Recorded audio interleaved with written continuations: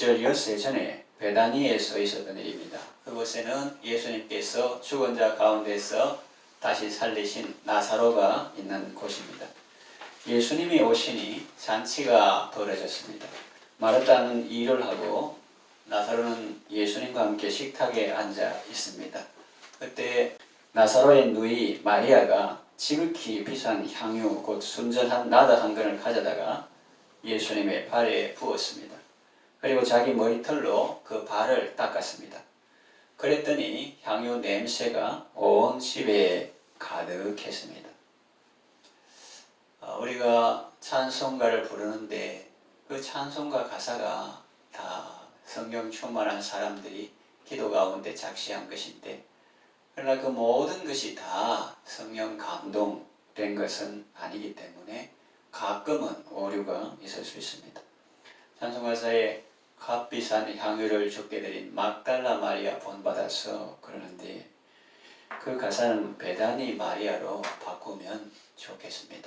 그리고 전에 동방박사 세 사람 이런 가사가 있었는데 성경에는 그런 표현이 없어서 어떻게 세 사람은 나왔겠느냐. 그래서 찬송 부를 때는 통일을 위해서 그렇게 부르지만 혼자 부를 때는 의미 있게 동방박사 여러 사람 그렇게 불러야 된다, 그런 주장도 있었습니다. 그런데 지금 우리가 사용하는 새 찬송가에는 동방에서 박사들 이렇게 돼 있어서 잘 바꾼 것 같습니다. 신구약 성경 말씀은 하나님의 말씀으로 신앙과 본분에 대해서, 다시 말하면 어떻게 믿어야 하고 어떻게 행해야지에 대한 정확무오한, 정확하고 틀림이 없는 유일의 법칙이다라는 신앙 고백과 같이 틀림이 없는 것입니다. 오류가 없습니다. 거기서 말하는 성경은 원본을 말하죠. 번역본이나 뺏긴 그런 걸 말하는 게 아니고 원본 성경은 신앙과 본분에 대해 정확무오한 유일의 법칙입니다. 이렇게 말하는 것은 번역본을 편파하려는 의도가 아니고 더 정확한 것을 추구하는 노력으로 보시면 좋겠습니다. 대부분 성경 번역도 잘 되었고 찬송 가사도 잘 되었고 우리는 번역본을 쉽게 손에 있지만, 그러나 옛날에는 이거 자기 나라 말로 번역하다가 죽은 사람도 있고 핍박받는 사람도 많고, 이 하나님의 말씀을 읽을 때 사람의 믿음이 생기고 교회가 건강하게 세워지기 때문에 사탄은 이 하나님의 말씀을 왜곡하고 또 가지지 못하게 하고 또 번역하지 못하게 하고, 이제 번역해서 사람 손에 들어오면 그것을 아전인수격으로 해석하게 해서 어쩌든지 이 하나님의 말씀을 읽지 못하도록 하는 것이 사탄의 괴계인데, 그래서 이 번역본도 참 귀한 것이고 거기 사람의 수고와 노력도 많이 들었는데, 그것을 폄하하려는 것이 아니고 우리가 붙잡아야 할 것은 그것이 하나님의 말씀과 부합하는지를 잘 살펴보아야 한다 하는 것을 말씀드리는 것입니다. 아무리 감동적이고 교훈적인 내용이라 할지라도 그 근거가 부실하면 설득력이 약해지기 때문에 할 수만 있으면 성경 본문 중심으로 또 교회의 건강한 그런 전통을 중심으로 그렇게 하고, 좋은데 괜히 바꾸고 그런 것은 좋지 않습니다. 이제 다시 본론으로 돌아가서 마리아의 행동이 갖는 의미를 살펴보겠습니다. 순전한 나흘 한 근은 돈으로 환산하면 결코 작은 돈이 아닙니다. 계산이 빠른 가룟 유다의 말에 의하면 적어도 300데나리온은 되는데, 한 데나리온은 노동자의 하루 품삯입니다. 요즘 돈으로 하루 품삯이 예를 들어서 20만 원이라고 하면 300데나리온은 6천만 원 정도 됩니다. 엄청난 돈이죠. 이렇게 비싼 향유를 예수님의 발에 부은 겁니다. 그리고 마리아는 자기 머리털로 예수님의 발을 닦았습니다. 예나 지금이나 여성이라면 누구나 자기의 머리를 소중하게 여깁니다. 머릿결을 아름답게 하고 머리털을 건강하게 유지하려고 노력합니다.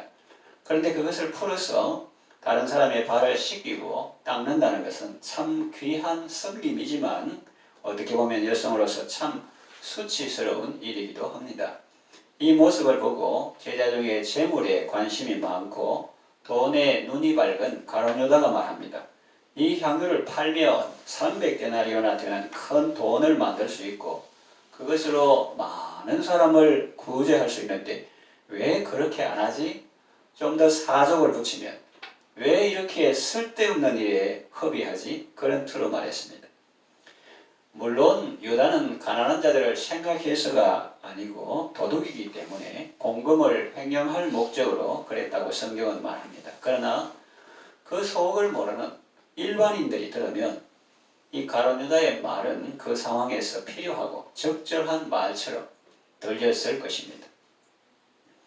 마리아의 행동도 놀랍지만은 그 6천만 원에 해당하는 그 조그만 병에 든 향유값을 발에 붓고 머리털을 씻는 그런 것도 참 놀랐지만은 가룟 유다의 말에 대한 예수님의 말씀은 더 놀라웠습니다. 그래, 네 말이 맞다. 그렇게 하지 않고 7절에서 8절 보면 예수께서 이르시되 그를 가만두어 나의 장례할 나를 위하여 그것을 간직하게 하라. 또 평행본문에 보면 그 여자를 괴롭히지 말라. 가만두어라. 가난한 자들은 항상 너희와 함께 있거니와 그래서 너희들이 언제든지 마음만 보면 얼마든지 구제할 수 있는데 나는 항상 있지 아니하리라. 그렇게 말씀하셨고 또 어디든지 복음이 전파되는 곳에는 이 여자의 행한 일도 말하여 그를 기념하라. 이렇게 말씀하셨습니다.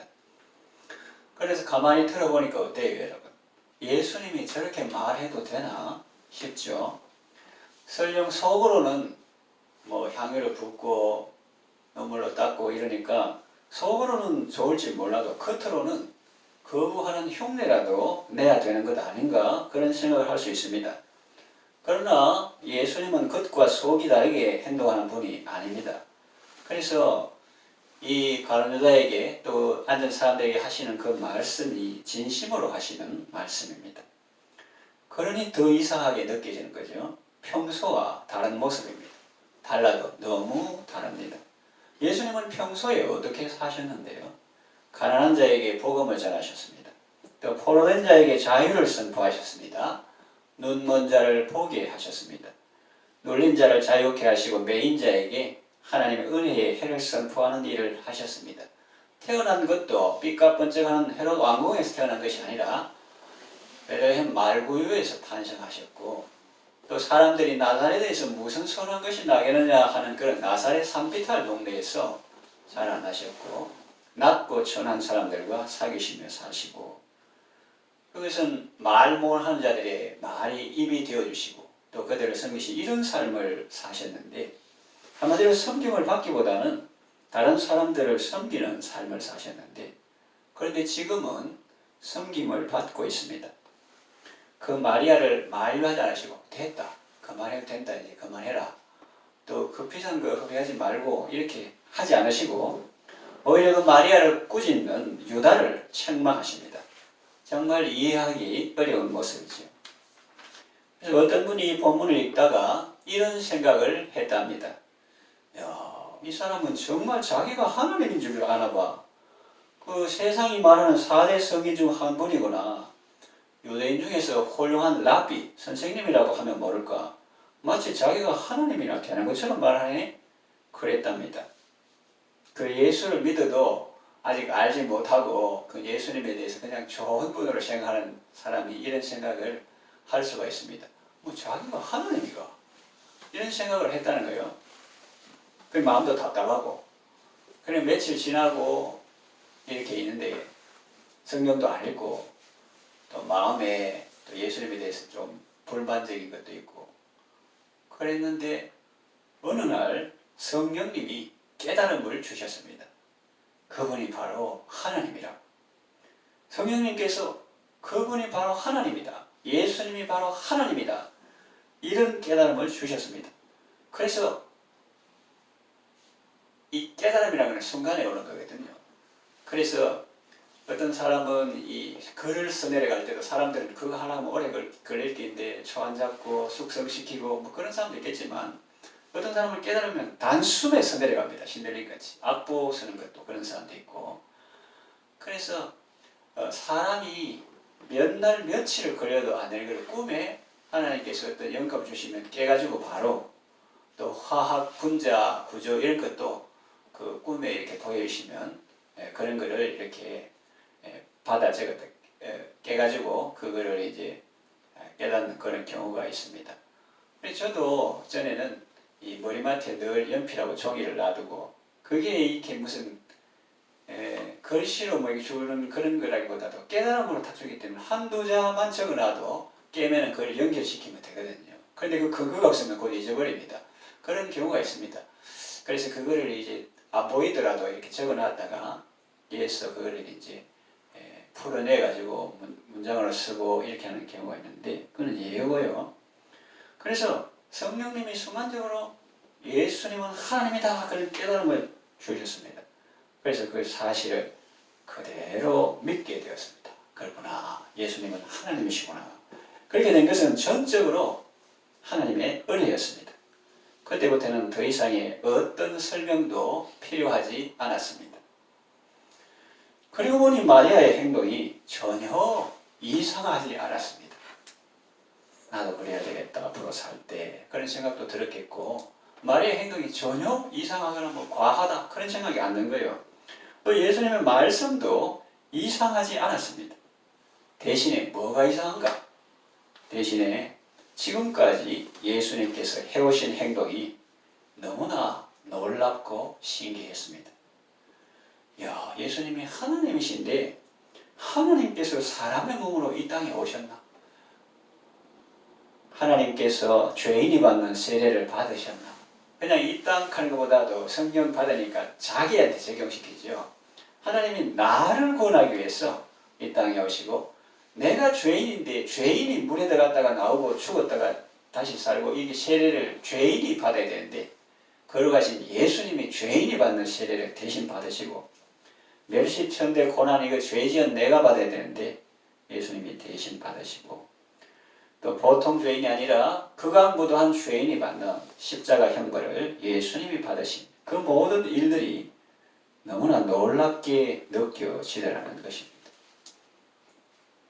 죄인이 벌을 받고 죽임당하는 것은 당연한 일입니다. 왜냐하면 죄의 값은 사망이기 때문입니다. 가난하던 사람이 가난하게 사는 것은 별로 어렵지 않을 것입니다. 왜냐하면 계속 가난하게 살아왔기 때문입니다. 그러나 부유하신 분이 가난하게 되는 것은 결코 쉬운 일이 아닐 것입니다.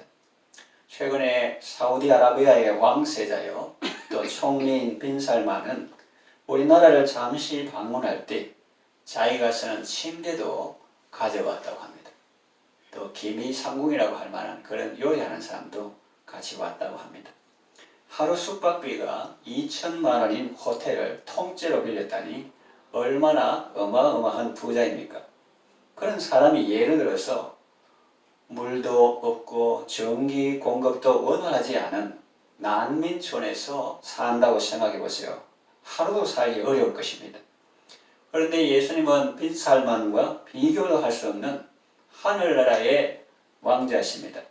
모든 것을 소유한 창조주시요 가장 부유한 분이십니다.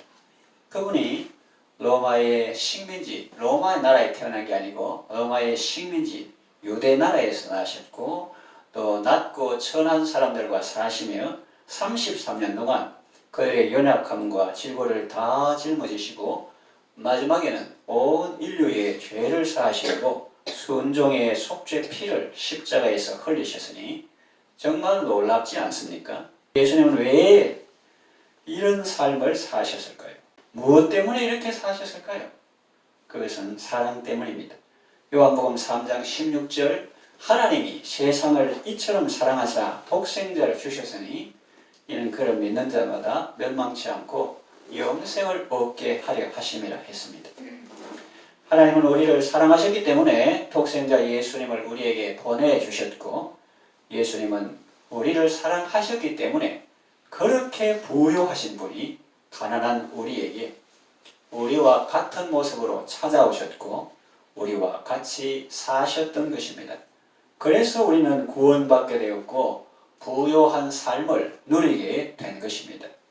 사도 바울은 그 은혜를 이렇게 표현하고 있습니다. 고린도후서 8장 9절 우리 주 예수 그리스도의 은혜를 너희가 알거니와 부유하신 이로써 너희를 위하여 가난하게 되심은 그의 가난함으로 말미암아 너희를 부유하게 하려 하심이라 그랬습니다. 예수님은 세세무궁토록 존귀와 영광과 찬양을 받으시기에 합당하신 분입니다. 그러나 우리를 구원하기 위해서 낮아진 모습으로 우리를 섬기셨습니다. 그것은 하나님의 사랑이요 또한 예수님의 은혜인데 우리는 그것을 당연한 것으로 생각하면 안 됩니다. 막말로 가난한 자를 정말 배려하고 그들을 위한 삶을 살았던 사람은 가룟유다입니까? 예수님입니까? 당연히 예수님이죠. 우리 말에 가만히 있으니 가만히로 하나 이런 말이 있습니다. 사람들은 예수님이 착하시고 선한 일을 하시니 다 그저 좋은 사람으로만 생각합니다. 그러나 그렇지 않습니다. 안 좋은 사람이라는 것이 아니라 좋은 사람 그 이상이라는 거예요. 그냥 훌륭한 선지자, 랍비, 선지자 중에 하나 그 정도가 아니라는 거예요. 그렇게만 생각한다면 예수님의 본질에 한참 못 미치는 것입니다. 예수님은 그 정도가 아닙니다. 4대 성의 중에 하나 취급해주면 잘 대접해 주는 거지. 천만의 말씀이에요. 그 예수님 몰라도 너무나 모르는 그 사람들은 다 사람이고 예수님은 그들을 창조하신 하나님이십니다. 예수님은 하나님이십니다. 하나님이시면서 사람처럼 사셨고 사람들 중에서도 낮고 천한 사람들과 사귀시며 사셨던 것입니다. 그러셨던 이유는 무엇인가? 다 우리를 사랑하시고 우리를 구원하시기 위해서였습니다. 예수님의 은혜가 너무 고마워서 값비싼 향유를 죽게 되린 베다니의 마리아를 본받아서 여러분들도 우리를 마귀와 죄와 사망의 권세에서 구해주신 예수님의 은혜를 기억하고 전심으로 감사하고 찬송하는 삶을 살아가시기를 바랍니다.